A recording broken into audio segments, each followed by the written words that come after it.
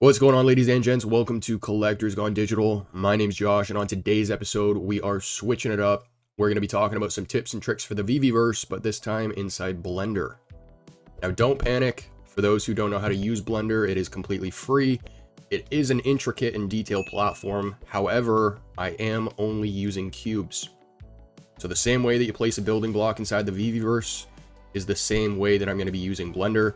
The only other thing that I will be using is their angling tool that allows me to place things on like 45 and 90 degree angles, but we also know that that is available inside the VeVeVerse. So I tried to structure today's video by showing content that every single person watching this episode can actually do themselves.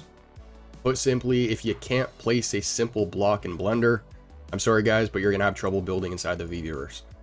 Now to start today's video off, I do have a slide breaking down what to expect. So without further ado, sit back, relax, and enjoy. Alright, so in terms of today's content, here's what you guys can expect. The overall topic is to focus on just tips and tricks when it comes to building, but we're going to go through a couple game examples that I put together. We're also going to cover ways to work smarter, not harder, in terms of developing floor plans and track layouts and things like that. And then we're going to round the episode off with a little time lapse of just some modeling that I was doing inside Blender. Again, with simple shapes, but just for you guys to use as inspiration for your own VeVe space if you're interested. But let's not waste any time here. We're going to hop right over into the first game.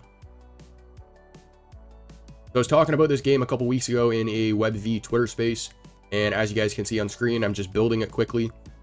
None of these games are going to be intricate in any way, guys. They're going to be actually very simple. But what I'm trying to show you is the potential for things to be created inside the VeVeVerse, from virtual homes all the way down to mini games. So on screen, we got a little platform, and to the right, left, in front, and behind it, you have 3 lanes of traffic. So what you can do is set up vehicles that go from point A to B down these lanes of traffic randomly, and then you have a group of players standing on that platform. Last one standing wins. The only thing I want to add here is that this game would really only work if there's some sort of physics involved, meaning when the player actually makes contact with a vehicle, they get like pushed off the platform, and stuff like that hasn't been confirmed yet. Next on the list, I don't even know what to call this game, but it was just another one that came to mind while I was building the first one. For anyone that's watched Jimmy Fallon, there's actually a game that he plays with some of his guests from time to time where they take discs and then they drop the disc down this, well, I mean, it's a contraption similar to what you see on screen. But it faces the audience, you see the disc fall down, and then at the bottom, there's a line of cups. And then all the cups have something different inside, ketchup, beer, stuff like that. In the case of what I'm building on screen, I end up putting a target at the bottom. And then what you can do, again, providing that there's physics involved, is you can be in edit mode with other players, and you stand at the top of the platform, dropping different items or collectibles down, and then you assign the different parts of the target with different points. The person with the most points wins. Alright, so next up, I want to talk about ways to work smarter, not harder. So if you're somebody who maybe lacks a little bit of creativity, or you don't see yourself being a virtual builder inside the VeVeVerse, here's a little hack that you guys can use to, well, help you guys do that. So I've taken a floor plan from Google, I've imported it in, and I just laid it flat down. All I need to do now is just take cubes, and essentially like I would be tracing a drawing on a piece of paper, you just put the cubes where the lines are on the floor plan. Now in Blender, what I could technically do is set it up so that I just extrude all these lines from the 2D image, and I essentially just turn the 2D image into a 3D model all at once. In the VeVeVerse, you probably can't do that. So the process is going to be a little bit more tedious, but you can still do it. So if I zoom into the floor plan here, I take a cube. All I need to do is draw, drag up to the desired height, and there you go. I got a floor part of the floor plan already, or a wall, sorry. Then all you need to do is just continue to trace it and just add a ceiling. Now what's really cool about this is if I delete all this, okay, I got a racetrack here as well. So what you can do is, this happens to just be a transparent file, doesn't need to be, but you can just go into Google and type in racetrack layouts. Now if I import this image directly into the VeVeVerse and then I just place a car onto the track, it's not gonna drive because it's just gonna fall right through the image, right? But in a similar way to tracing out floor plans, you can trace out the track.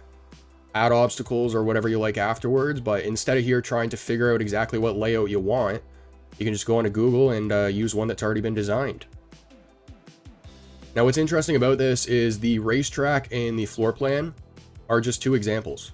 Okay, mazes are another one, right? You can use this tracing method for a lot of different things you can build inside your home space. Now, I am not entirely sure how long this video is going to be. Hopefully it's long enough. But now we're just going to get into some random modeling designs inside Blender. I'm going to shut my mic off for this part, so I hope you guys do enjoy. But I'm just going to build some random homes to give you guys some inspiration in terms of what you can build yourself for your own space.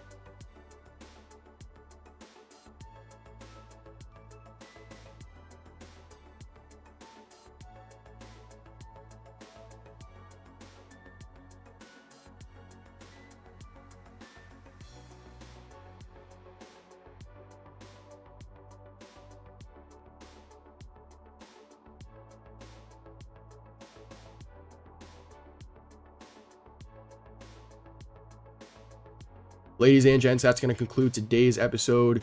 It was a little different, but I hope you enjoyed. Those are going to be some tips and tricks to build inside your VeVe home space and some ways to work smarter, not harder, while doing so. In terms of our next episode, I'm hoping to put together a little breakdown review of the new platform Stacker from Dr. Profit. So for anyone interested in some more information with that, make sure to tune in on Thursday. But if you enjoy the content, make sure to like and subscribe. Comment down below what you want to see in a future episode. And as for next, I'll catch you then.